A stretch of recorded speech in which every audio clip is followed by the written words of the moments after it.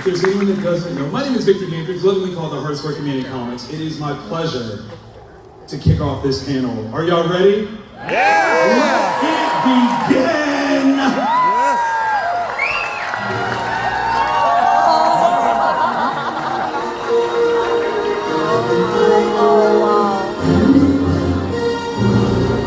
Ladies and gentlemen, Mr. Ewan McGregor!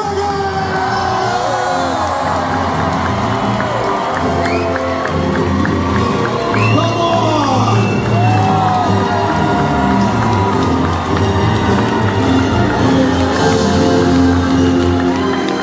Absolutely brilliant. Guys, check this out. Escorted by the 501st. How awesome is that? Absolutely brilliant.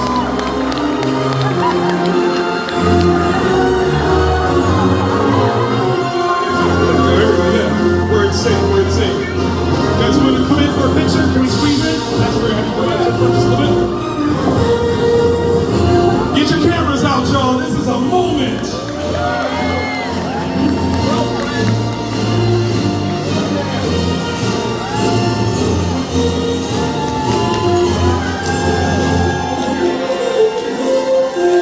Big shout out to the 501st for escorting Ewan on the stage. We really appreciate you guys so much. Alright guys, we gotta get this conversation going. Thank y'all so much. What a dangerous group to come on stage. Look, Vader's like, I'm not leaving yet. I'm like, Maul didn't have to stare at me like that. Did y'all see that? Oh my goodness. Hello there.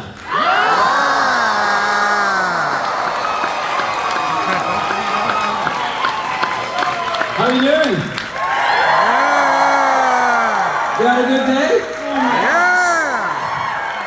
Toronto, he said it! He said it! Oh, I see they can see you on the screen. Yes. Alright, okay. All the way down there. Listen, we are locked in. We're making sure that everyone gets to appreciate this conversation. First and foremost, welcome back to Toronto, man. Hello. Hello. Yes. So nice to be here.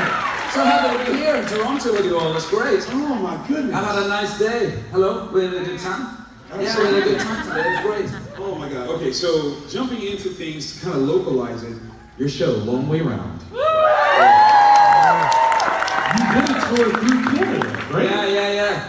I almost got killed in Calgary. Just about Calgary. Yeah. There's a guy somewhere, I don't know, he'll probably be in his 40s by now, but yeah, I got hit. Wait. We were coming down into Calgary. We were north of Calgary, coming down from Alaska, and we went through the Northwest Territories of Canada. It was so beautiful. And then we were on the motorway. We were going to be in Calgary in an hour or two. And we were on the freeway, and then all the traffic started to slow down, and so we were like 3 or 4 lanes on a motorway, or highway. And it was quite busy, and then so everything started to slow down, and I slowed down. And the next thing I knew, I was just looking at the sky, and I was like, oh shit, what's that? And this kid had he totally rear-ended my bike, but because I had these metal, it's so funny, the company that made my metal panniers,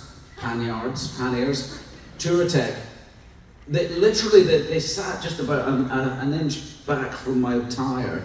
So they took the brunt of this guy's bumper and literally saved my life, I think. Wow! Because I think if he'd hit the tire, my bike would have gone, I would have been under his car, you know. So they started putting a sticker on there when they sold them saying, these panniers saved Ewan McGregor's life, you know. But I think they did. But this kid, I managed to get the bike back down on 2 wheels, and I got off to the side there, and I looked back, and there was this car sitting, and the whole bumper section of his car was on the road. Like, he really hit me hard. Wow. And Claudio, our cameraman's amazing. He got off his bike, he got to that guy's driver's door, before the guy knew what happened, and he had a release form saying, "Can you just sign this?" And the kid was in such shock, you know. First of all, he opened his door and it was like major dance music, really loud, smoke, the car was full of smoke. He just was not paying any attention. And so we got the release form signed straight away so we could use it in the show, you know. And then I spoke to his mum, like I called him. I spoke to the guy's mum. Because, you know, he could have killed me, but also he damaged my bike a bit. So we had to take his information. The next day, I'd taken the bike to this amazing bike shop outside of Calgary, a huge motorbike shop. And they looked over my bike and they said it's all fine. So I called his mum just to let her, I called him, but I got his mum, just to let her know that, you know, A, he should be more careful when he's driving his car, and B, that I was fine and the bike was fine and there would be no more to this story. And he was totally like, okay, dude, yeah, he was... Wow! I don't think he really cared, yeah. Probably when the show came out, he was a bit... I cared a bit more then. Absolutely, absolutely. Can you guys imagine Ewan McGregor calls your mom? He's like, now listen here. Never been told on my Obi-Wan before, but that's amazing. I love it. Okay, so in this tour that you did though, did you have any specific like Canadian cities that really stood out to you as maybe a favorite or just a place that you definitely want to get back to? I'd like to explore more of it. I mean, that north, because we came in through it we went north out of Anchorage and we went all the way up through Fairbanks. Is that Canada or is that Alaska? Am I Alaska. So we went all the way up there and then we came down Dawson City, is that Canada? Yeah, we came through there and I like that. I remember we went and visited a guy who raised bison. Buffalo. Is that the same thing? Bison. Thank you. So, this is what happens. These gatherings are mainly me showing you all the stuff I don't know about, and you giving me the answers that I should already know. Usually about Star Wars things, like the Clone Wars. We're not going to talk about that. We're not going to talk about that. So when you do that, I'm going to watch all of the Clone Wars. Okay. That's my homework. I love it. So Dawson said that we visited these beautiful animals, the bison, and one of them really took a shine to Claudio, and she kept following him around. Like she was nudging him, and Claudio, take a bath for Christ's sake. She liked him. I love that. Oh, but that was lovely, and then Calgary itself. I mean, I love Calgary because I shot Fargo up in Calgary. Oh, yeah. So, yeah, I worked there, and I just loved the people of Calgary, and I loved it. I loved the town. I think it's a really cool place. Very much so. It's really a gem, Calgary for me. So I love that part of it. Toronto, I've always come here for TIFF. You know, I've always come here. I came here with my, for lots of films that I've been in, but one major one was when I came here with a film that I directed, American Pastoral. Yes. That was massive for me to do that. So that was an amazing experience. I'll tell you the other thing. Yeah, Raymond and Ray. Yes. That wasn't in Canada. Yes, you were there. I met you there. Oh, I see. No, I was thinking we didn't shoot that in Canada. I was thinking, no, that did go there. Yeah, in the Woody Allen film. And no, I've been here a lot for that. I was thinking of other Canadian places I like, and I tell you another place I really liked. I came when I was 16 years old. Okay. To Halifax. And I loved it. And then I came because a mate of mine at school, Colin Gillen, his dad was in the Royal Air Force, and for some reason there's a link. Well, obviously there's a link between the Canadian Air Force, an old link, you know. And so he was posted in Canada in Halifax, and I came and I spent 2 weeks. Oh, and it was amazing. We joined this rugby team. I hated rugby, but we played in a rugby team, and we got dropped off after this game on an island, and they left us. They went away in boats, and we were left with these huge, big vats of mussels and stuff to boil and eat, and it was crazy. Like being 16, it was like being in a movie, you know. It wasn't at all like where I grew up. And then some guy, we went to this rugby match quite far out of Halifax, and this guy took me on the back of his bike, and I was like, oh my god, I think that's really instrumental to me wanting to ride motorbikes, probably. But then recently, I went there because I was coming back. I was going to LA from the UK. And my daughter Esther was making her show, We Were Liars, in Halifax. And so I stopped off there to spend a few days with her. And I'd been back there since I was 16, and I loved it. It's a great town. Listen to how Absolutely. That's all my Canada. No, I love that. That's all my Canada bits. Well, wait. No, we got a little bit more. I gotta ask you because Canada has some wonderful, cool foods. Yes. What is some of your favorite Canadian meals to eat? Whether that's snacks or anything like that. Have you not had Canadian snacks? I mean, poutine is definitely a solid. Well, hang on, tell me what poutine is again. So poutine. No, because I don't think. No. It's fries with cheese curds and gravy. Yeah. But that's just like the most pedestrian way that I could describe it. I mean, you can put all kinds of wonderful dreams and hopes on top of it. I mean, we're talking pork belly. Like you can get wild with poutine. Why is it called poutine? What? Did you just? But why is French? What's poutine mean in France?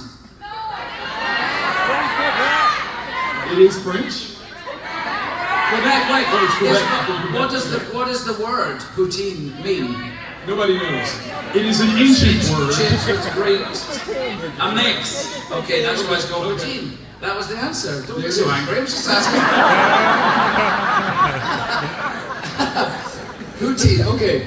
It's not my favorite thing. Okay. Ketchup chips. Have you had this? Ketchup chips?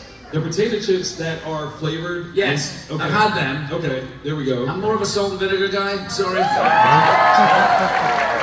What else is there? Canadian bacon. We just got like a Smarties. We just got attacked with Smarties a second ago. Yeah. Okay. Cadbury chocolate. I like it. Yes. Yeah. Yes. Smarties I'm are. not a posh. I'm not a posh chocolate. I'm not like a posh foodie or most things I like are like Cadbury's milk chocolate, right? I don't want a fancy, expensive. I don't much like it, and it's the same with coffee. I have to say, that all of that really shishy, expensive. You go to a coffee shop and you feel like inadequate by the time you've done your own. I don't like the way it tastes. I don't like posh coffee. I like Coffee. Yeah. Coffee that truly What else tastes do you like want to money. I'm here to answer all your questions about life. So, getting into Star Wars. Yeah. You guys heard that one? Yeah. You join with the prequel trilogy. You are taking on this iconic role of Obi-Wan Kenobi. We fall in love with you, okay? Like, let's just be honest.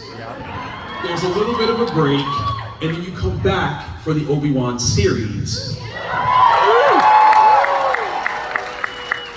What was it like to first establish yourself in this iconic role and then to come back to it after a few years? Not that long. Don't make it sound like he's old. Watch yourself. It was amazing. It's amazing. It's a funny story. Like the whole, when people started talking to me about the prequels, that in London. I'd done a handful of work, but I'd done some right off the bat. I was so lucky, I left drama school early to do a series called Lipstick on Your Collar, and with Dennis Potter, who was Britain's premier television writer. That was an amazing experience. I had a year in Scotland doing theatre arts course when I was 16 to 17. I was in drama school from 17 to 19, and then I got this 6-month education with a camera in front of a camera with Dennis Potter, which was an amazing experience. And then I did a play, and then I did Shallow Grave, which was an amazing, left a mark on British cinema. We were like, people were suddenly like, but I was so ready. I felt so ready, and I was always really.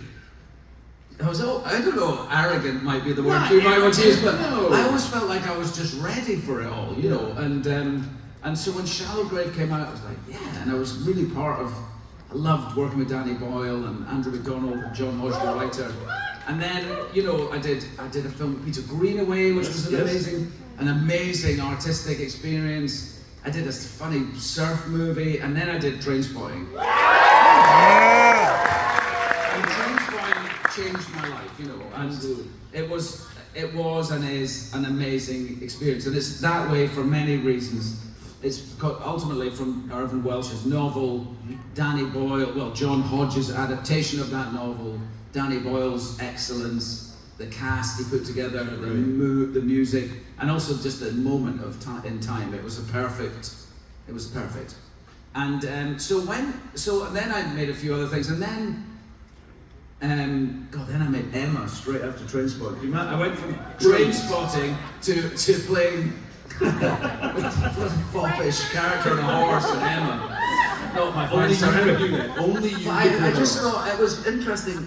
It was interesting because it was a mistake in a way, because I chose it because I thought I should be seen to be doing this instead of going, I've got to do this, you know. Okay. So it was a good lesson for me. And it was fine. The film was great. Yes, it's a great Just film. like for me, it was a lesson, and anyway. So then people started talking about, and I was knocking about with Jude Law and Johnny Lee Miller and Sean Pertwee, and we felt like Oasis they're playing here tomorrow, aren't they? That's right. Oasis, Blur, Pulp. I mean, it was on a mad tide in Britain, and we felt like we were the heart of the movie part of it. So we were flying quite high. And then there was this talk of Star Wars coming back, and I had Star Wars on VHS, The New Hope, and I played it until there was nothing left. It was just colours like moving across the screen. But me and my brother knew every line. It was